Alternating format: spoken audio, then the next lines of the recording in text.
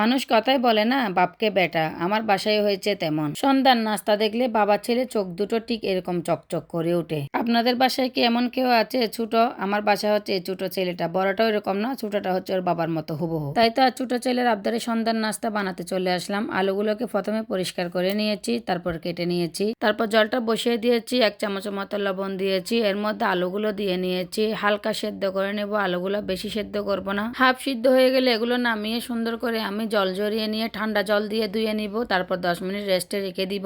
10 minute পর যখন আলুগুলো ঠান্ডা হয়ে যাবে তখন অল্প পরিমাণে আমি কর্নফ্লাওয়ার দিয়ে আলুগুলো মেখে নিব। ততক্ষণ এদিকে তেলটাও গরম হয়ে গেছে, গরম তেলের মধ্যে এগুলো ছেড়ে দিব। তারপর লাল করে ভেজে তুলে নিলে ফ্রেঞ্চ ফ্রাই কিন্তু রেডি। এর সাথে কিন্তু ওরা আবার চুপে খেতে চেয়েছিল, এর ভিডিওটা আমার নেওয়া হয়নি। এই ভিডিওটি কোনো এক সময় অন্য ভিডিওতে শেয়ার করব আমি। সন্ধ্যার আড্ডায় প্লেট ভর্তি ফ্রেঞ্চ ফ্রাই আর বাটি ভর্তি গরম স্যুপ থাকলে সন্ধ্যাটাই জমে কি। ফেটে যখন ক্ষুধা আর টেবিলে যখন গরম গরম স্যুপ ও ফ্রেঞ্চ ফ্রাই, ডায়েটে থাকা বন্ধুকে তখন এক পাশে সরিয়ে রাখতে হয়। কি বলেন, ঠিক বললাম তো আমি?